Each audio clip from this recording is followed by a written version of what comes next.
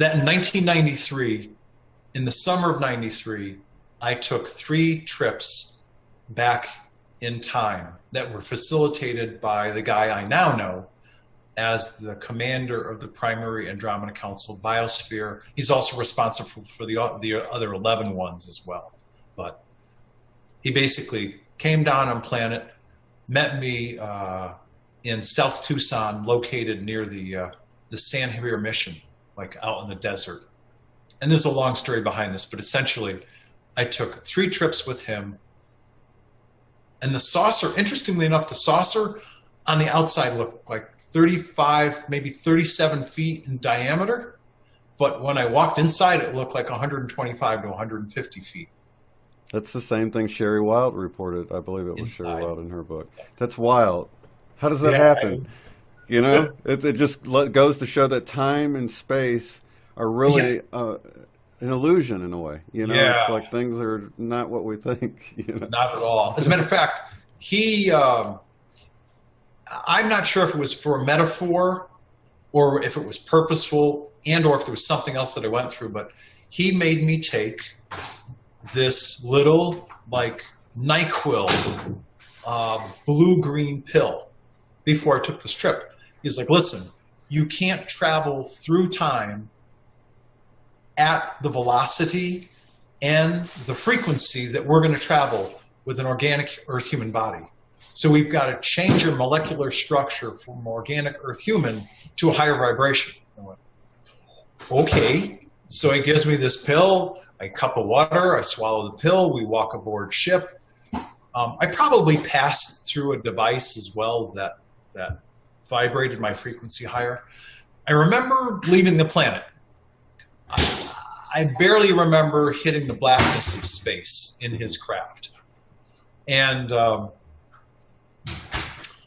the only, if you will, feeling of movement that I have is when we left the planet's surface. I could feel us going and sort of taking off. But traveling through space, we get to space, he does this thing with his keyboard, his controls, and we basically jump. We go, bunk. We went from contemporary August of 1993 to, I want to call it May or June of the 1840s. Oh, wow. Over either Western Kentucky or West Virginia, something like that. And we, over the course of 3 trips, observed a family of 4. A mom, 26, 27 years old, a dad, 32 or 33 years old, and 2 kids. A son, about 9 or 10, little butch haircut, and a daughter, little blue curls, blonde hair, little curls, blue eyes, little cute little girl. To make a long story short, on the 3rd trip, I observed a barn fire, and the daughter was in the barn, and she passed away due to smoke inhalation. And this is a far longer story, but essentially I said to him, you know, out of all of the Earth experiences you could have shown me, this is tragic. It's not sad, it's tragic. And I didn't know why, but I had felt monumentally that out of all the experiences an Earth human could have, one of the worst would be to have a parent lose his or her child. Even talking about it today, it's hard to talk about it and stay composed because it has such a visceral impact on me. And he said, you have been coming to this planet for a long, long time. You are of our people. You know us, we know you, we trust you. There are going to be some significant changes coming to your planet in the not too distant future.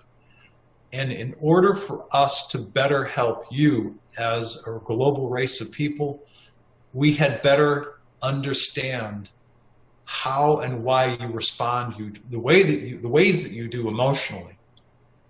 I said, okay, that's valid, but why are we any different than you, was my question.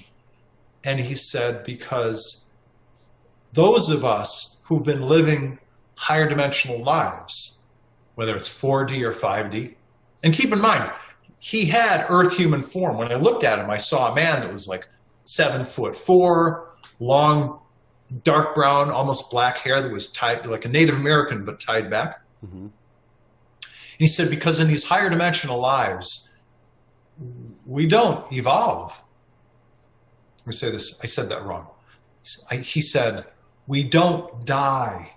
We don't have organic bodies that die.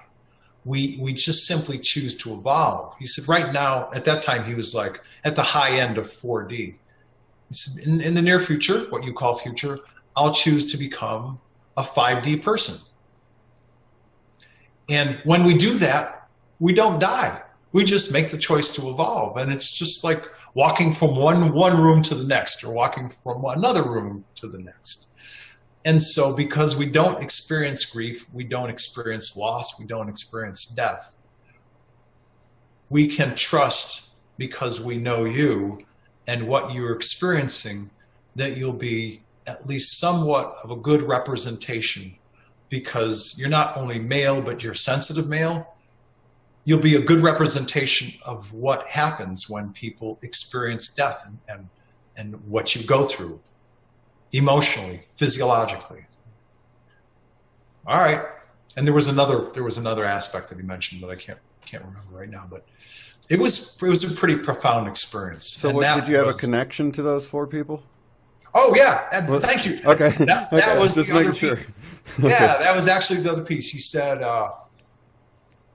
these people, and specifically the father, you carry in the physical body that you have in this lifetime, like I said, you carry the genetics of this man's family. So these are actually great relatives of yours. Mm. I'm not sure if it was, great grandparents or cousins or whatever, but we were definitely genetically connected. Wow.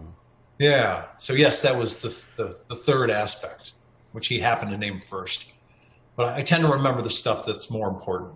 And it was the aspect of, as higher dimensional people, they really want to have a grasp on who are we and how we tick and how we act when we experience things that have a profound impact on us. And that was the beginning of a lot of contact experience all throughout the 90s. That's wonderful. Yeah. So how do you see things, as we wrap it up here, how do you see things playing out here in the near future? Do you, what kind of information do you get as far as, just work on ourselves and really let the other, because I know there's been a move to like remove the, I guess the negative sort of service to self entities out of the way that, do you have anything you want to touch on with that, or?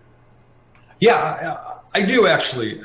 And we talked about this a little bit, but I think more than anything else, at least at this moment in my life,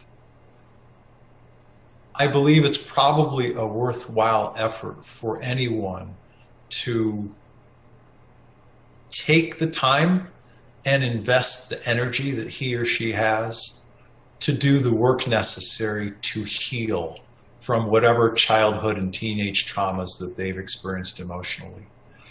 When you heal from those things, that also removes energetic blocks in this human, bioelectric organic body, because we produce electrical impulses. Mm-hmm. And so everything that I've come to learn indicates that negative charged energy from painful experiences can create blocks and cause illness in the human body. And many people start to look at all the physical stuff first. Well, I got this wrong, I got to fix this, I got to fix it. It's the other way around. If you address those emotionally painful experiences and clear them out, I believe that each one of us can have a pretty amazing journey experiencing whatever is next and next and next in life as you come to learn who you really are as a unique individual with a unique set of a combination of passions and gifts and skills and things that you really enjoy doing better than other people, because there are no two Shanes exactly alike. Even if there's another Shane Robinson, he's going to be packaged differently than you are. All right. I once went on the web one time. I'm like, oh, okay, Chris, holy crow, there's like 47 of my name. You know, my nerves. But you know, of course, fortunately, there's only one me, and I bring a unique package, gift, a set of gifts and skills that I'm putting to work. Hopefully, to the best of my ability, and that's, you know, that's all we can do, I think. Yeah. Is bring forth the best of us at any moment in time, and simultaneously be kind to others. You know, those, like, I know I've said this before, but those small acts of kindness go so far. They really, really do. Yeah, they really do. And it's just the opposite too, you know, if somebody's like having a bad day, and not to take that energy and pass it on to someone else, because, you know, a lot of times we do that as well, and it's the opposite of what we should be doing. It's the opposite of this small act of kindness. You know, you get agitated, someone that cut you off, and then all of a sudden you're sort of quick with the tenon at the, you know, or the horn. Yeah. Right. Yeah. And you know, likewise, again, because I'm not married right now. You are. And so you'll have a visceral sense for this.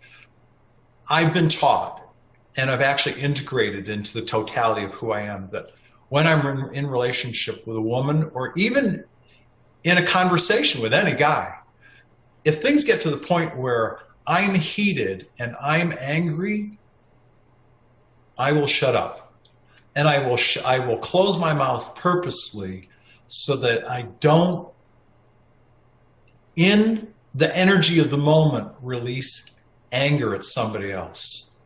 I don't feel it's appropriate to release anger at somebody else. Now, I'm not saying it's not appropriate to feel anger and release it. It is appropriate to feel anger and release it whenever we feel it, or even agitation, but preferably don't direct it specifically at the other person. Yeah, definitely. And that way you can respect that that person has a heart and a soul, whatever sensitivity that they have.